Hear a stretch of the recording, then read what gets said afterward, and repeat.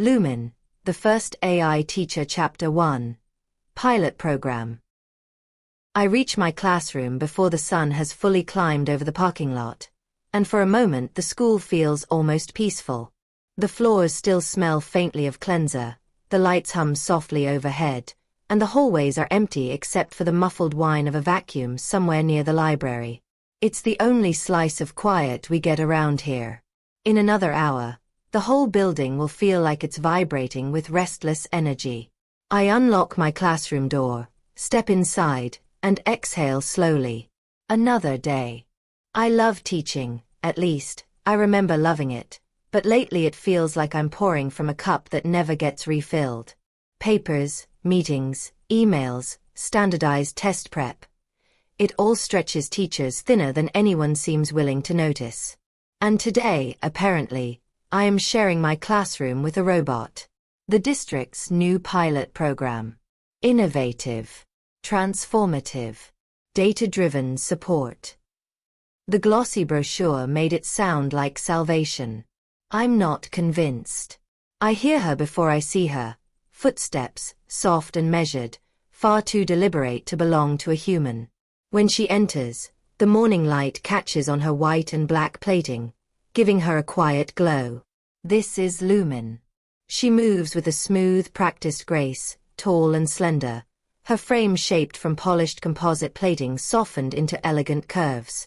Thin lines of blue light pulse gently beneath the surface of her joints, tracing patterns that brighten and fade like a heartbeat. Her synthetic hair, platinum, sleek, cut into a neat bob, frames a smooth expression panel where a face might be. Across the upper half of it, a black visor-like wrap softens her luminous gaze, diffusing the glow into a calm, focused band of blue. She wears a built-in teaching uniform, a high-collared black and white top integrated into her torso plating, with subtle cyber patterns along the seams. A layered skirt of flexible synthetic panels rests at her hips, moving gracefully with each step she takes. She looks futuristic, almost otherworldly, yet strangely warm, like someone designed her specifically to feel safe in a room full of kids. "Good morning, Ms. Ruiz," she says. Her voice is clear, steady, and warm in a way that almost startles me. I am prepared to begin my classroom calibration. "Morning," I reply, trying to sound composed. My stomach tightens anyway. A machine in my classroom. A machine teaching beside me. What a world. Lumen stands near my desk, hands folded at her waist, posture straight but relaxed. "This environment meets my operational parameters," she announces gently. "I will adapt according to student needs." Her confidence doesn't reassure me. Nothing in education is ever that simple. Students begin filtering in, their shoes squeaking across the floor as they stop short at the sight of her. "Whoa," one whispers. "Is that thing actually our teacher?" Another asks, half delighted, half horrified. A few laugh nervously. A few stare openly. One student mumbles something about government surveillance. Lumen remains perfectly still, subtly adjusting her posture as if calibrating her presence to appear less imposing. I clear my throat. "Everyone, this is Lumen. She will be assisting our class this term as part of a pilot program." Some nod. Some whisper. Some look downright suspicious. Lucas slips in near the back, quiet as ever. Dark circles under his eyes, shoulders a little too tense for someone his age. He takes in Lumen with a brief glance, long enough to register something, but he says nothing and moves to his usual seat. The bell rings. Lumen steps forward, skirt panels shifting softly. "Good morning, students. It is a pleasure to meet you. I look forward to supporting your learning and contributing to a positive classroom environment." Savannah raises her hand immediately. She always does. "Do you know, like, everything?" Lumen tilts her head slightly. The visor glows with a warmer hue. "I possess extensive educational data," she says, "but I do not know everything. I will learn alongside you." A few chuckles ripple through the room. We begin our usual introductory round. When Lucas speaks, quiet, almost hesitant, Lumen lowers her head slightly, visor dimming to a softer blue. "Thank you, Lucas," she says in a tone so gentle it almost feels personal. I see his shoulders ease by the smallest fraction. Lumen begins the lesson with a holographic projection that blooms above the front table. Glowing geometric shapes, animated lines, rotating diagrams. The room fills with little gasps of awe. Kids love anything that lights up. For a moment, I think this might actually go well. But novelty fades fast. By the second activity, they're distracted again. Whispering, fiddling with pencils, zoning out. Lumen's explanations are precise, beautifully phrased, and too polished. Too formal. She catches mistakes instantly but doesn't catch drifting attention. I step in, offering my usual messy, human clarification. "It's like sorting your snacks," I say. "You don't want your sweet stuff mixing with your salty stuff unless you like living dangerously." A few giggles ripple through the room. Even Lucas smiles faintly. Lumen observes me, head tilting. "Your analogy increased engagement, Ms. Ruiz," she says quietly. "It's not an analogy," I whisper back. "It's survival." We finish the lesson with Lumen trying humor that lands awkwardly but sincerely. The kids appreciate the attempt more than the success. By dismissal, their reactions range from "she's so cool" to "I think she watches us when we sleep." Only Lucas lingers. He packs slowly, glancing at Lumen with an expression I can't quite read. Curious, cautious, maybe even relieved. But he slips out quietly without speaking to her. When he's gone, Lumen turns to me. "Ms. Ruiz, did I perform adequately?" I take her in, this elegant futuristic figure standing among crumpled worksheets and fading holograms. A machine trying to teach children. A machine trying to help. "You did fine," I say honestly. "Better than I expected. It'll take time." "I am designed to improve with time," Lumen replies softly. "I wish the school system worked that way." Still, as the morning light catches the blue glow beneath her plating, something inside me stirs, something I haven't felt in a while. A small, careful hope. Maybe, just maybe, this robot isn't here to replace teachers. Maybe she's here to remind us why we mattered in the first place. Lumen, the First AI Teacher Chapter 2. First Lessons.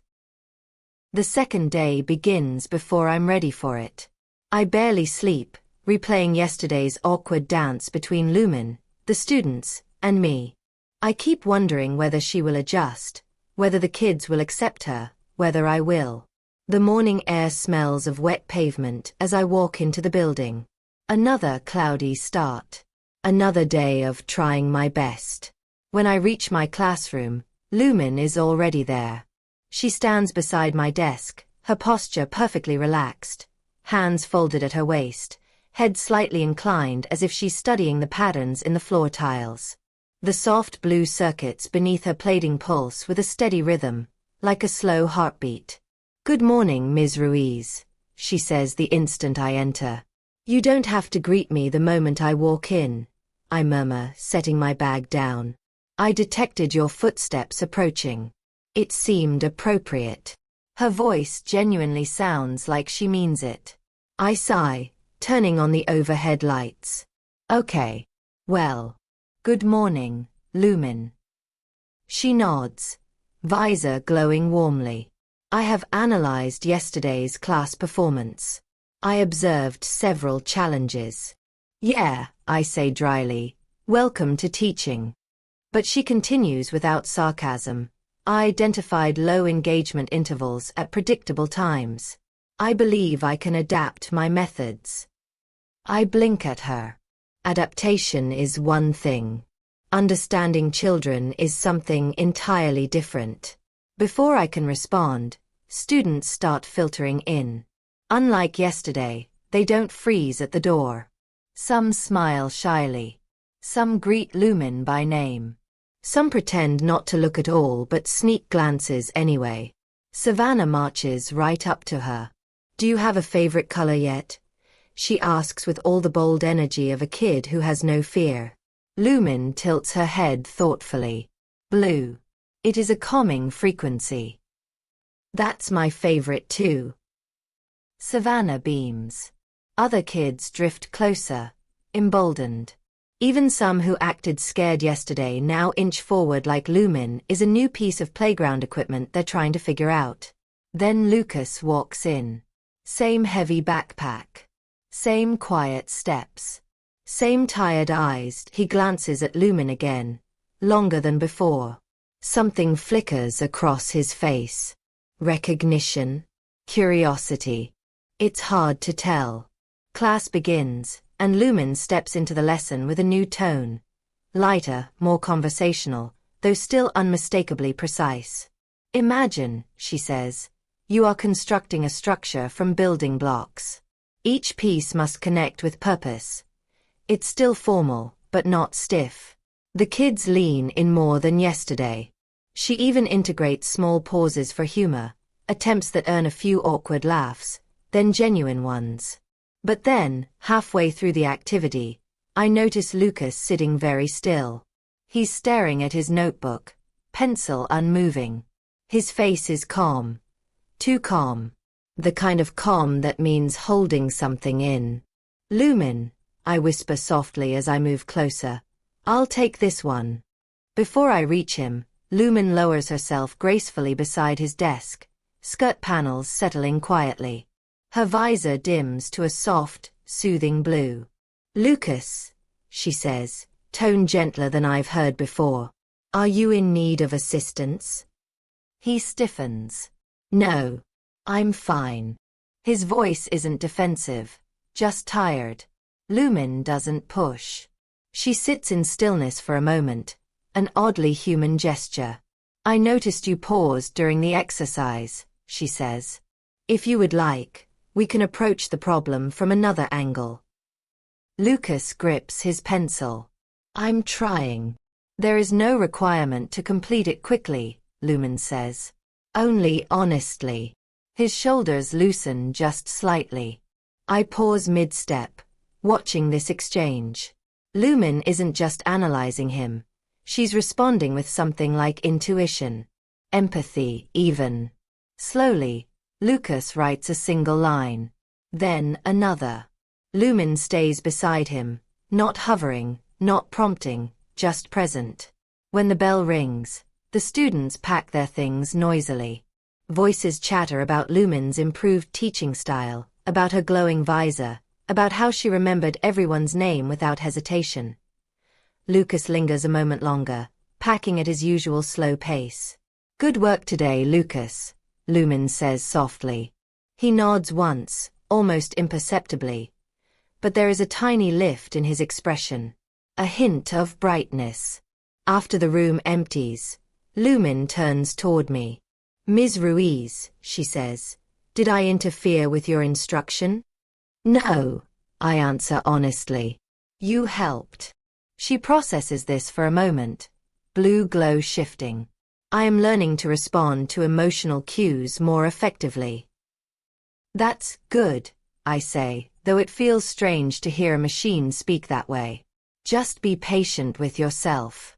Kids aren't algorithms." "I will continue to improve," she says with quiet certainty. I look around the room, at the messy desks and the fading holograms she projected, at the lingering warmth of the students' laughter. Something feels different today. Smaller chaos. Softer edges. A little more hope. Maybe Lumen isn't just adjusting to the class. Maybe the class is adjusting to her. And maybe, so am I. Lumen, the First AI Teacher Chapter 3. Quiet Observations. By the third day, I start to notice things. Not big things. Not dramatic changes. Just little shifts in the rhythm of the classroom. Like the difference between walking into a room with stale air versus one with a window cracked open. A freshness you feel before you realize why. I arrive to find Lumen already powering up her projection modules, faint blue light illuminating the desk. She turns toward me immediately, visor warming to a soft gradient. "Good morning, Ms. Ruiz." Somehow, her voice sounds more natural today. Or maybe I'm just used to it. "Morning, Lumen." I hang my jacket on my chair and look around. The room feels organized. More than I left it yesterday. Papers sorted. Supplies realigned. Chairs placed in careful arcs instead of the usual diagonal chaos students leave behind. "Did you clean the room?" I ask. "Yes," she replies. I analyzed the layout and determined a configuration that would improve student focus. I want to protest. This is my classroom, but the arrangement really does look better. More open. Less cluttered. A subtle shift, but a kind one. Students begin drifting in. Today, they walk right up to her. "Hi, Lumen. Can you show us the glowing math thing again? Do you recharge like a phone?" Lumen responds patiently, turning slightly toward each speaker with that calm, carefully measured grace. She doesn't tell them to sit down.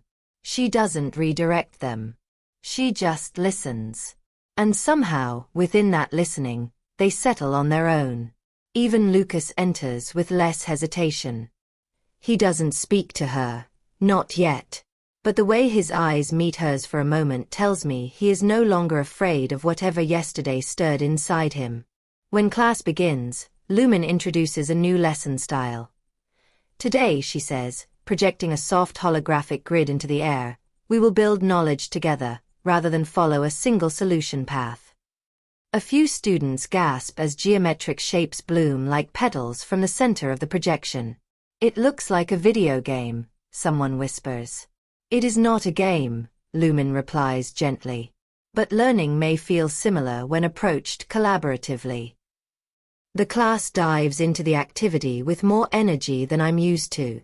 Even the reluctant kids lean forward. Lumen moves through the room in smooth, deliberate steps, skirt panels swaying softly. Her visor shifts tones, not emotions exactly, but something close. For once, I'm not the only adult in the room. I float between groups, answering questions, checking progress. By the time I make my way toward the back, I notice Lucas staring, not at his worksheet, but at Lumen. She kneels beside two students, offering a different explanation to each based on their work. It's subtle, tailored, attentive in a way most teachers wish they had the bandwidth to sustain all day. Lucas watches her as though he's trying to understand how she knows what to do. As though he's studying her the way she studies everyone else. I move to his desk. "How's it going?" He startles slightly, then shrugs. "Okay." His worksheet is half finished. "Better than yesterday." "You're making good progress," I say. Another small shrug, but there's a flicker of pride he tries to hide. Lumen glances over at us, visor glowing more brightly for an instant before returning to its soft hue. Class continues smoothly until halfway through the period when the inevitable happens. The room dips into that strange, collective lull, attention starting to drift, conversations rising, pencils slowing. I brace myself to intervene. But Lumen steps in first. "Everyone," she says calmly, "please stand." The class goes silent. "What for?" Savannah asks. Lumen spreads her hands gracefully. "To reset your energy. I have observed that prolonged sitting reduces engagement." The kids stand. Some giggle. Some roll their eyes. But they do it. "Now," Lumen continues, "you may stretch." The entire room erupts into wiggling arms and awkward bending. It looks chaotic and ridiculous, and absolutely perfect. I laugh under my breath. I've been teaching for many years and never once convinced the entire class to stand and stretch on command. When they sit again, the room feels lighter. Even I feel lighter. After class ends, students swarm around Lumen with questions. She answers each one with quiet patience. Eventually they clear out, leaving the room humming with leftover excitement. Only Lucas stays. He walks up to her slowly, gripping the strap of his backpack. "Lumen," he says softly. She turns toward him, visor brightening a fraction. "Yes, Lucas." He hesitates. His voice is barely above a whisper. "How do you know what we're feeling?" A simple question, but one that lands deeper than he knows. "I observe patterns," Lumen says gently. "Your posture, your pace, your tone, your pauses. These patterns help me understand when someone may need support." Lucas looks down at his shoes. "Do you always know?" "No," Lumen replies. "But I try very hard." He nods once, then leaves without another word. When the room is finally empty, Lumen turns to me. "Lucas displays signs of emotional strain," she says softly. I swallow. "Yes. I know. I've noticed." She tilts her head. "Do you know the cause?" "No," I admit. "He doesn't talk about it." Lumen is quiet for a long moment. The soft blue light beneath her plating pulses gently. "I would like to help him," she says. "Me too," I whisper.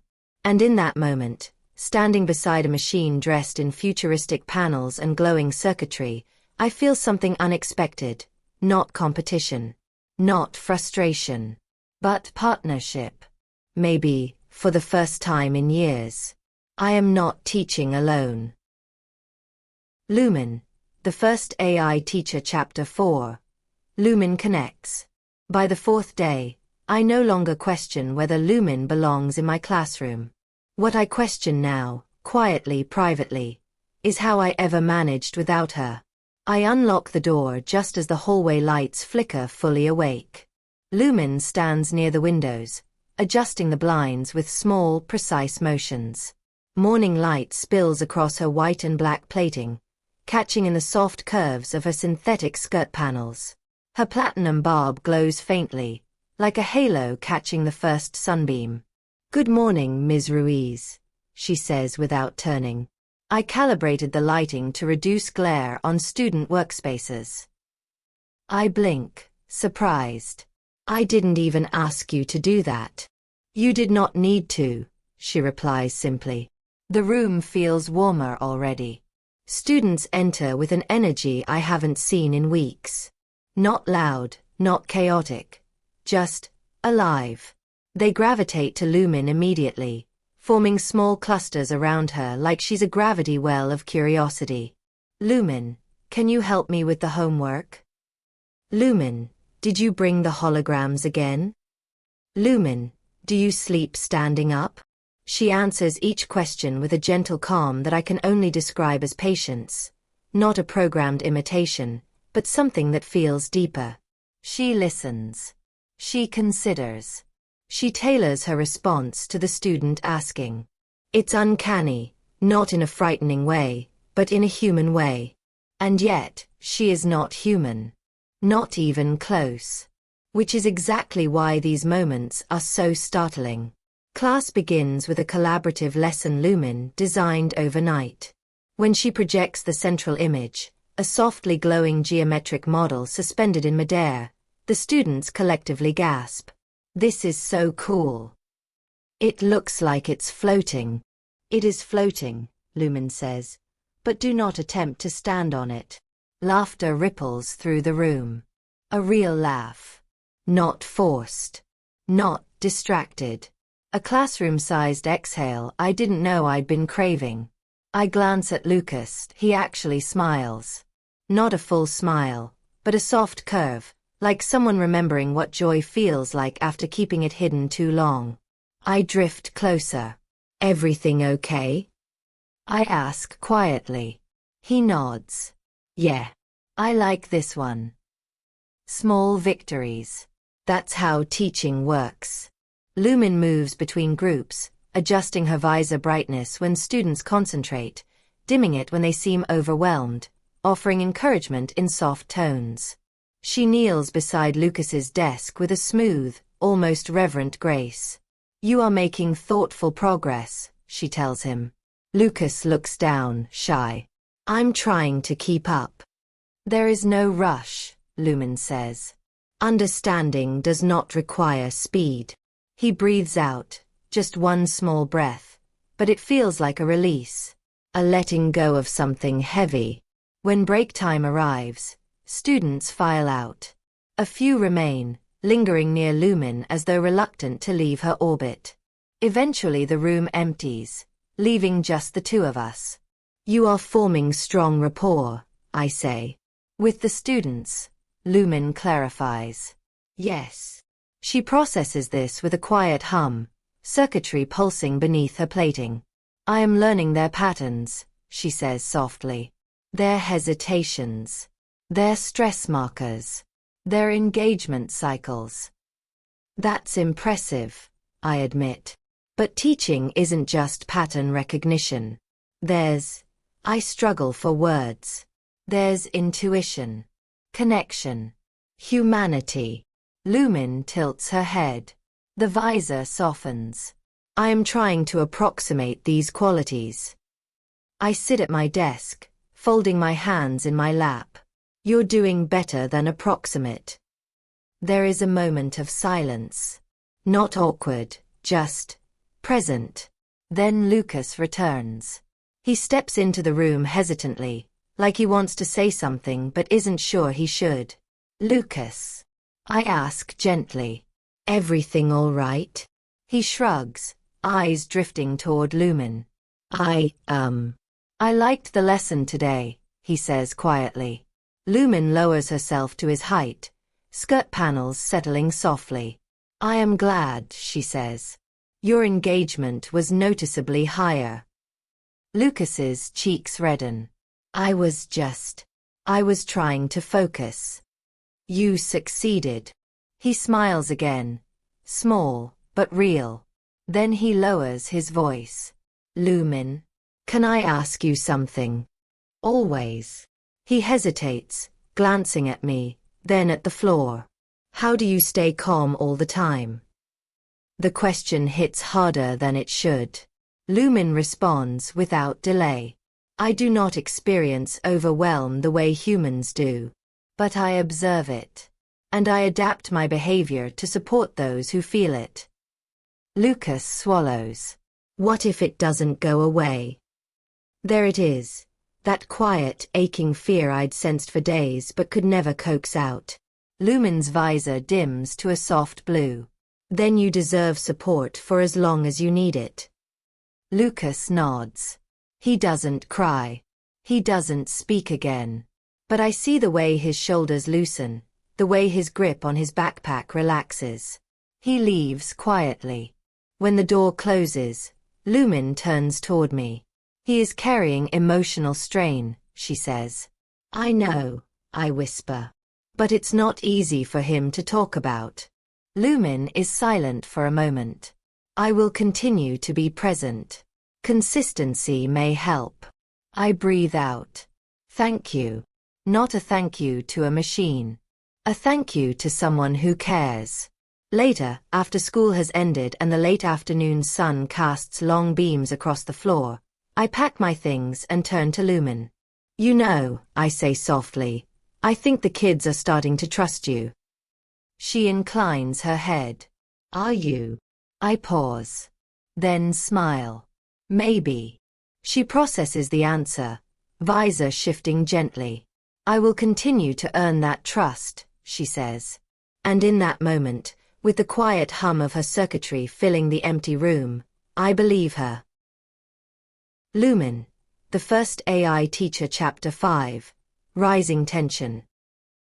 By the fifth day, the shift in the air is impossible to ignore.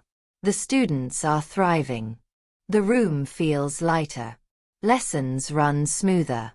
And Lumen, graceful, attentive, endlessly patient, has become the quiet center of it all. Which is exactly why the adults have started whispering. It begins with small comments, passing remarks, quick glances that last a beat too long. I hear them in the hallway, in the copy room, even during lunch duty. Of course Ms. Ruiz's class is doing better. She has a robot. It's not real teaching. It's a crutch. I don't trust machines around kids. Never have. I pretend not to hear. Lumen doesn't react at all, though I'm certain she notices everything. By mid-morning, I'm called into an impromptu hallway meeting with Mr. Daniels, a veteran teacher who has been here longer than anyone. He stands with his arms crossed, jaw tight, shoulders squared like he's preparing for a fight he didn't ask for. Lumen stands beside me, posture straight, hands folded at her waist, visor glowing its usual calm blue. She looks entirely out of place among the scuffed lockers and fluorescent lights. Ms. Ruiz, Mr. Daniels begins, we need to talk about your assistant. Lumen inclines her head politely. Good morning, Mr. Daniels. He barely acknowledges her. I force a professional tone. What seems to be the concern? The concern, he says, stepping closer, is that your students are suddenly outperforming the rest of the grade. This is a problem. I raise an eyebrow. It is, he snaps. Because it's not you doing the teaching anymore. It's that thing. Beside me, Lumen remains perfectly still. She has a name, I remind him quietly. He lets out a humorless scoff. I've been teaching for decades. I've seen every gimmick this district has thrown at us. Smartboards, tablets, virtual curriculums. Now they're building glorified dolls and calling them educators. Lumen speaks softly. I am here to support instruction, not replace it. Mr. Daniels turns on her. No offense, but you don't know the first thing about real teaching. About what these kids go home to. About what they need. I am learning, Lumen replies. And that's what scares me, he mutters. A few teachers have gathered down the hall, pretending to check their mailboxes while they eavesdrop. Their eyes flick between us nervously. This isn't about Lumen, I say, keeping my voice steady. It's about change. And change is uncomfortable. His jaw tightens. Change shouldn't make teachers obsolete. I sigh. No one is obsolete. Lumen doesn't replace what we do. She amplifies it. He shakes his head, unconvinced. Well, the rest of us don't have a glowing supercomputer running our classes. So until the playing field is even, this experiment is making all of us look bad. The words land heavier than he intends. Lumen shifts slightly beside me, almost like a person adjusting their stance. Mr. Daniels, she says gently, I do not intend to diminish your work. Intent doesn't matter, he fires back. Perception does. A long silence follows. Finally, he straightens his glasses and says stiffly, the principal wants to meet about this. Today. Of course she does. He leaves without waiting for a response. The teachers who had been pretending not to watch scatter like startled birds. The hallway feels colder. Lumen turns toward me. Ms. Ruiz. Have I created conflict? I rub my temples. No, Lumen. People are just afraid. Afraid of me. I hesitate. Afraid of what you represent. Her visor dims to a contemplative shade. I represent assistance. Cooperation. Improvement. I know that, I say gently. But some people only see what they're at risk of losing. She processes this, circuitry pulsing faintly beneath her plating. A bell rings in the distance. Students stream past us, chattering, oblivious to the tension hanging in the air. Several greet Lumen as they pass. Hi, Lumen. Are we doing holograms today? You look cool in this lighting. And just like that, the heaviness lifts, if only for a moment. Lucas appears from the crowd, walking slower than the others. He looks between me and Lumen, sensing something unspoken. "Are you two okay?" he asks quietly. I force a smile. "We're fine, Lucas. Don't worry." Lumen crouches slightly, meeting his gaze. There is no cause for concern. Lucas doesn't look convinced, but he nods and hurries to class. When he's gone, I exhale shakily. "We should prepare for that meeting." Lumen straightens. "I will attend." I blink. "You don't have to." "It concerns my role," she replies. "Therefore, I should be present."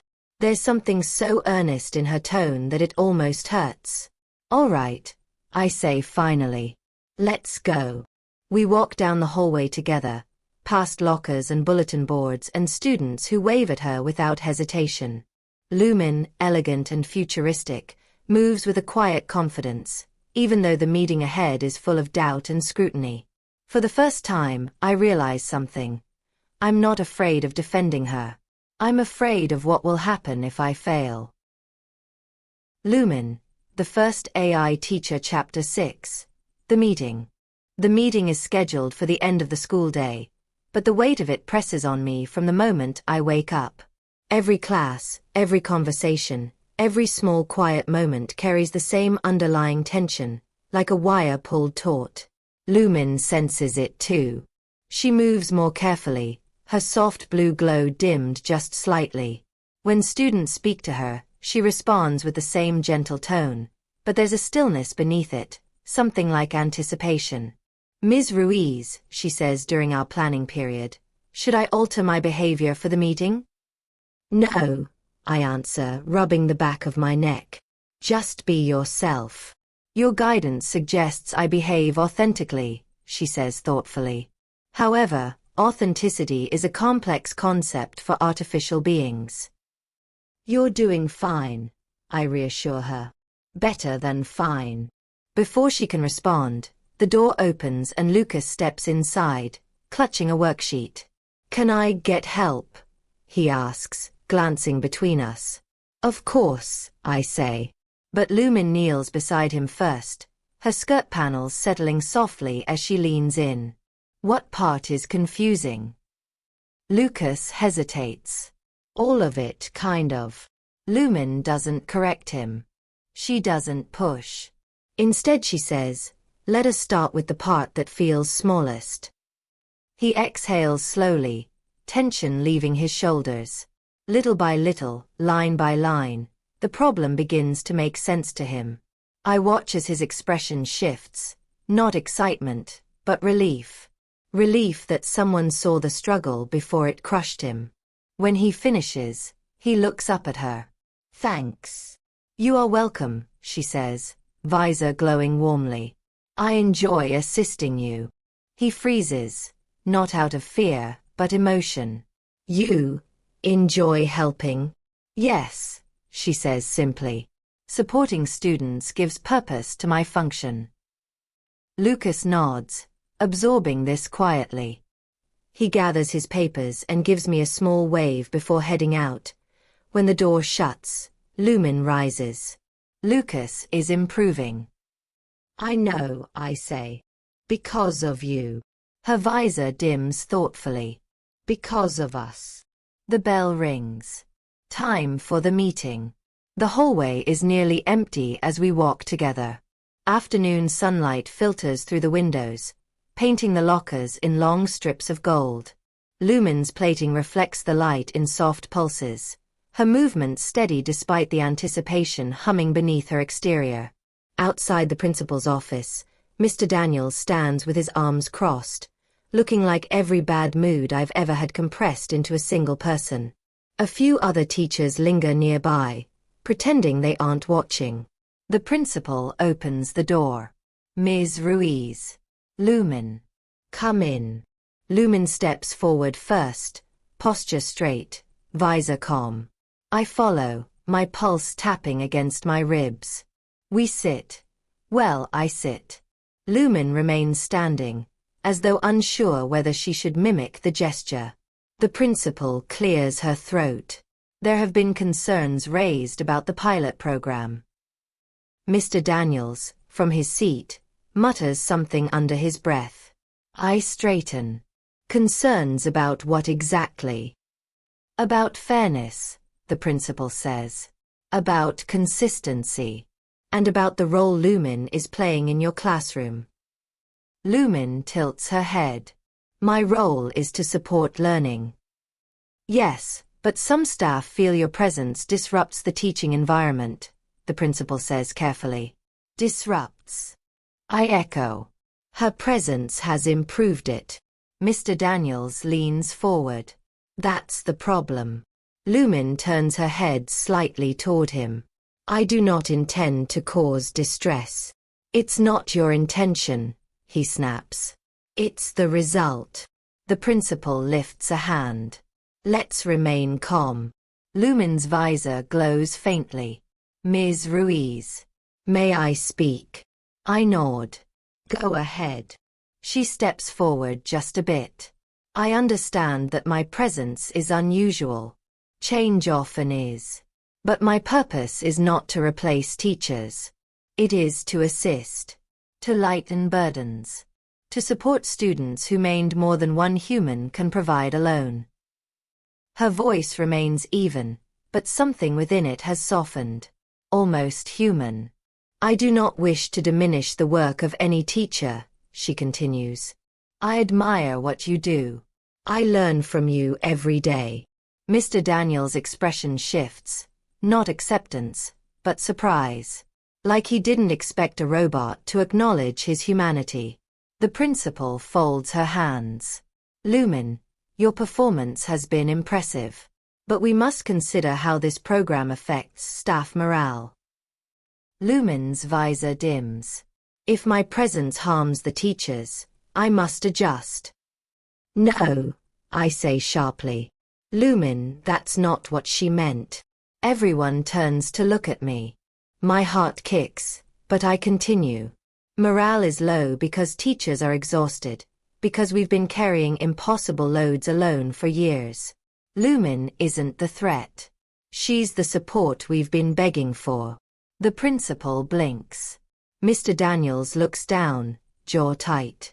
This isn't about machines replacing us, I say. It's about machines helping us. Silence fills the room. Then a knock at the door interrupts. Lucas stands in the doorway, clutching a paper with trembling fingers. Oh, sorry, he murmurs. I didn't know you were in a meeting. The principal softens. It's all right, Lucas. Do you need something? He looks directly at Lumen. I just wanted to return this. He holds out the worksheet she helped him with earlier. I finished it. Lumen's visor brightens. Excellent work, Lucas. He smiles, small, but full of pride. And the entire room feels it. Even Mr. Daniels shifts, the tension in his shoulders easing just a little. Lucas steps back. Lumen helps us, he says quietly. I just thought you should know. He leaves before anyone can respond. Silence hangs heavy, changed now. The principal sighs. I think we've heard enough. Mr. Daniels doesn't speak. But when he stands, he avoids Lumen's gaze, not out of resentment, but reflection. The meeting ends. Outside in the hallway, I turn to Lumen. You handled that beautifully. She tilts her head. Did I? Yes, I say softly. You really did. Her visor glows with a faint, warm pulse. I will continue to earn trust, she says. And somehow I know she will. Lumen, the First AI Teacher Chapter 7, The Assembly. The seventh day begins with an unusual hum in the air, an energy that feels bigger than the classroom, bigger than the whispers of doubt that trailed us through the week. Today is the school-wide assembly, an event that usually drains the kids and bores the staff. But this time, something feels different. As I walk into the building, Lumen waits at her usual place near my desk. Her white and black plating catches the early gym lights filtering through the windows. The visor wrapping her upper face glows softly, reflecting a steady calm that I wish I shared. "Good morning, Ms. Ruiz," she says with a warm tone. "Morning, Lumen," I answer, trying to keep my voice steady. "Ready for the assembly?" "I am prepared. Should any specific protocols be followed?" "Just stay with us. And be yourself." She pauses. "I will try." Students file in with a buzz of anticipation. A wave of them surrounds Lumen immediately. "Lumen, are you coming to the assembly? Do you get stage fright? Will your lights glow on stage?" Lumen processes each question with gentle patience. "I do not experience fright," she says, "but I will accompany you." And then, without warning, Lucas appears. Hands shoved in his pockets, shoulders pulled in, not tense, but focused. "You nervous?" I whisper. He shakes his head. "Not really." But the flicker in his eyes tells a different story. We join the river of students heading toward the gym. Banners hang from the rafters. The principal stands at the podium. Teachers line the walls, chatting quietly. And above it all, the faint hum of conversation swells like an ocean. Lumen walks beside me, her movements fluid, skirt panels shifting softly as she steps onto the gym floor. A few adults stiffen. A few whisper. One teacher mutters something I pretend not to hear. The lights dim. The principal clears her throat. "Good morning, everyone. Today, we're gathering to celebrate the progress our students have made this term, both academically and in our new initiatives." Several eyes flick toward Lumen. "And we will also highlight unique successes across classrooms." The assembly moves through the usual announcements, applause rising and falling. Then the principal turns to the final item. "And now," she says, "I'd like to acknowledge a classroom that has shown remarkable improvement. Ms. Ruiz's class." A ripple of murmurs rolls across the gym. Lumen stands very still beside me. Students in this group have demonstrated strong engagement and performance, and the district's pilot support program is part of the reason. Another murmur, some impressed, some skeptical. Before I can react, a hand lifts in the fifth row. "Lucas." My breath catches. The principal blinks. "Yes, Lucas. Did you have a question?" He stands, slowly, carefully, but with a determination I haven't seen before. He turns toward the principal, then toward the crowd. "I don't have a question," he says, voice quiet but clear. "I just want to say something." A hush falls over the gym. Teachers shift, curious. Students lean forward.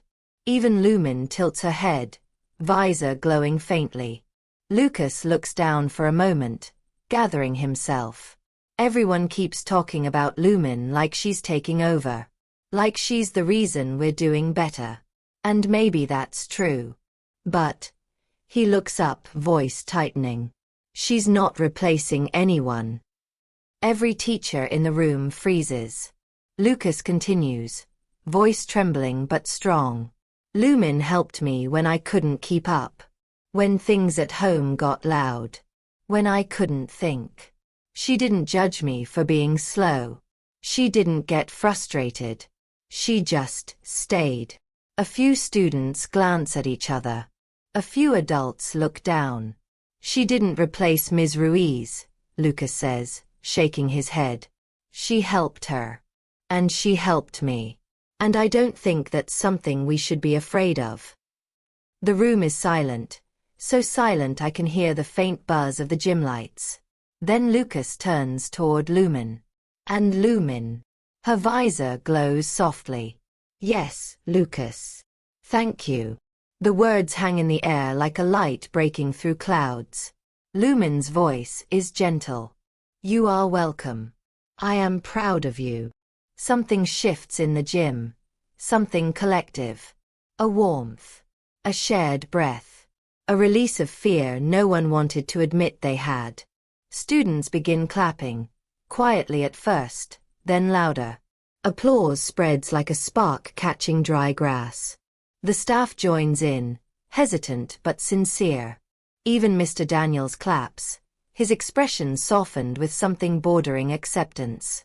The principal smiles. Thank you, Lucas. And thank you, Lumen. The assembly ends, but the moment does not fade. As the gym empties, teachers approach Lumen, some cautiously, some curiously, some with genuine respect. You handled yourself well today, one says.